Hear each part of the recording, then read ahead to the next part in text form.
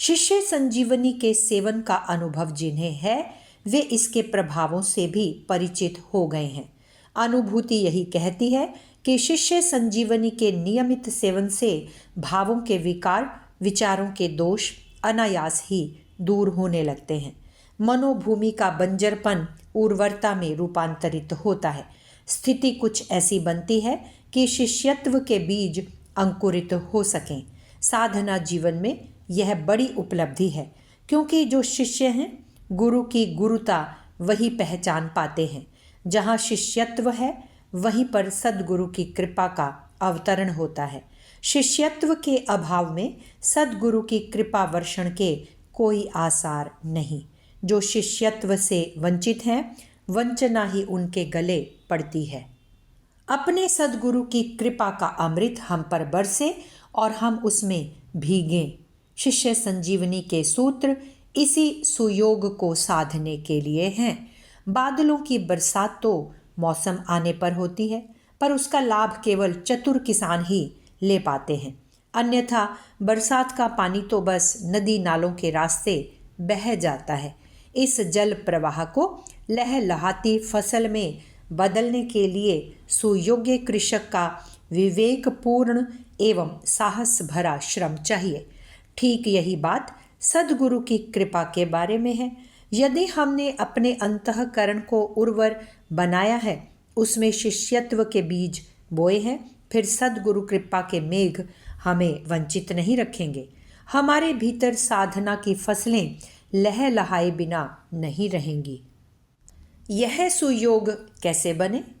इसके लिए शिष्य संजीवनी के 11वें सूत्र को अपने जीवन रस में घोलना होगा। इसमें शिष्यत्व साधना में प्रवीण जन कहते हैं, जीवन का संगीत सुनो। इस संगीत को सुनने के लिए तुम्हें अपने दिल की गहराइयों में उतरना होगा। यह काम आसान नहीं।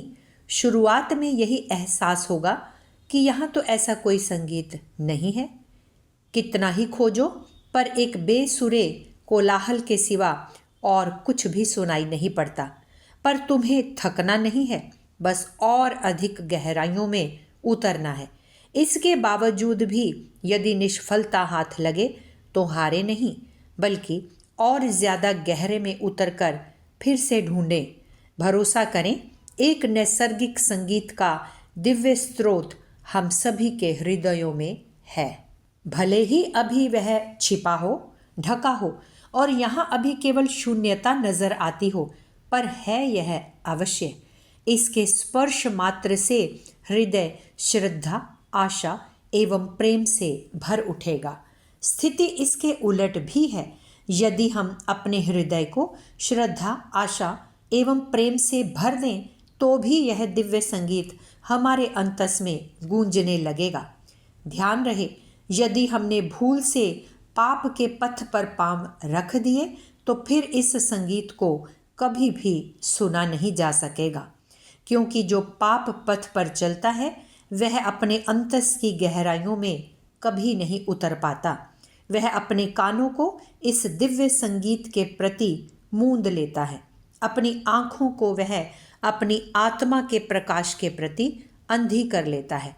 उसे अपनी वासनाओं में लिप्त रहना आसान जान पड़ता है, तभी वह ऐसा करता है। दरअसल ऐसा व्यक्ति परम आलसी होता है। वह जीवन की ऊपरी पथरीली सतह को ही सब कुछ मान लेता है। उस बेचारे को नहीं मालूम कि जिंदगी की इस पथरीली जमीन के नीचे एक वेगवती धारा बह रही है। समस्त कोलाहल के अंतस में सुरीला संगीत प्रवाहित हो रहा है। यह अविरल प्रवाह न तो कभी रुकता है न कभी थमता है। सचमुच ही गहरा स्रोत मौजूद है, उसे खोज निकालो। तुम इतना जान लो कि तुम्हारे अंदर निस्संदेह वह परम संगीत मौजूद है। उसे ढूंढने में लग जाओ, थको हारो मत। यदि एक बार भी तुम उसे अपने में सुन सके तो फिर तुम्हें यह संगीत अपने आसपास के लोगों के अंतस में झरता उफनता नजर आएगा। इस सूत्र में साधना का परम स्वर है। इसमें जो कहा गया है, जीवन की परिस्थितियां उससे एकदम उलट हैं। हमारे जीवन में संगीत नहीं, कोलाहल भरा हुआ है। बाहर भी शोर है और अंतस में भी शोर मचा हुआ है। चीख पुकारों के बीच हम जी रहे हैं। ऐसे में जीवन के संगीत की बात अटपटी लगती है, लेकिन इस अटपटेपन के भीतर सच है, पर गहरे में उतरने की ज़रूरत है। गहरे में उतरा जा सके तो ऊपरी दुनिया को भी संवारा जा सकता है, सजाया जा सकता है। संत कबीर ने भी यही बात अपने एक दोहे में कही है, जिन खोजा तिन पाइयाँ, गहरे पानी बैठी, मैं बपुरा बूढ़न डरा, रहा किनारे बैठी। यानी कि जो खोजते हैं वे पाते हैं, पर उन्हें गहरे में डुबकी लगानी पड़ती है। जो डूबने से डरते हैं वे तो बस किनारे पर बैठे रह जाते हैं। बाबा कबीर के एक शिष्य थे शेख रसूल। साधना करने की प्रगाढ़ चाहत लिए हुए वे कबीर बाबा के पास आए। उनकी चाहत थी कि बाबा उन्हें मंत्र दें, जबकि कोई विधि बताएं। अक्कड़ फक्कड़ कबीर के निराले जीवन की विधियां भी निराली थी। उन्होंने शेख रसूल को देखा, फिर हंसे और हंसते हुए उन्होंने कहा, देख, मैं तुझे मंत्र तो दूंगा, पर तब जब तू सुनने लायक हो जाएगा। अभी तो तू बहरा है। पहले अपने बहरेपन को ठीक कर। अपनी उलट बांसियों के लिए विख्यात कबीर की यह उलट बांसी रसूल को समझ में नहीं आई, क्योंकि उनके कान तो ठीक थे, उन्हें सुनाई भी सही देता था। समझने के फेर में पड़े शेख रसूल को बाबा कबीर ने चेताया, अरे भाई, ये जो कान हैं वे तो दुनिया की बातों को सुनने के लिए हैं। गुरु की बातों को दिल से सुना जाता है। दिल कहे और दिल सुने। ऐसा हो तो गुरु और शिष्य के बीच संवाद पनपता है। बात रसूल को समझ में आ गई।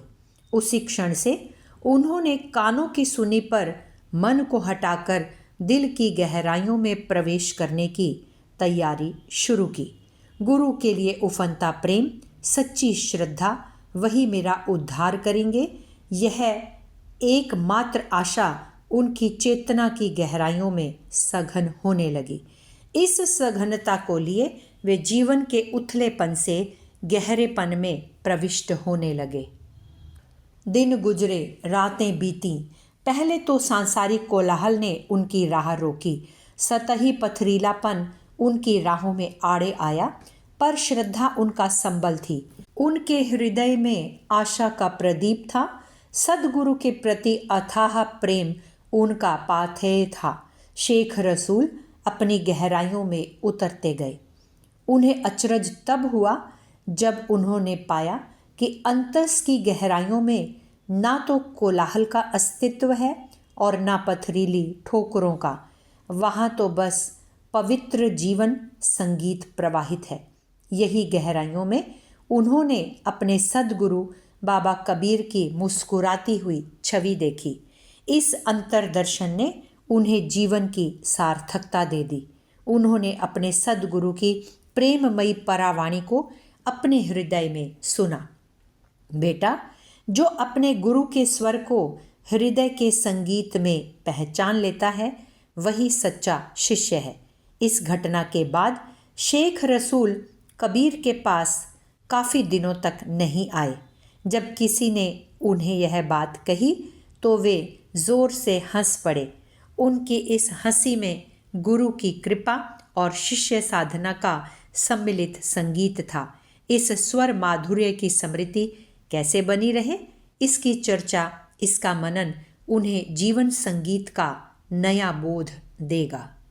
पुस्तक शिष्य संजीवनी, लेखक डॉक्टर प्रणव पंड्या।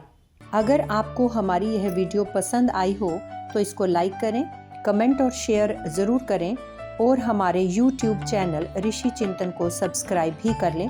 साथ ही बेल आइकन को भी दबाएं ताकि आपको आने वाली वीडियोस की नोटिफिकेशंस मिलती रहें। धन्यवाद।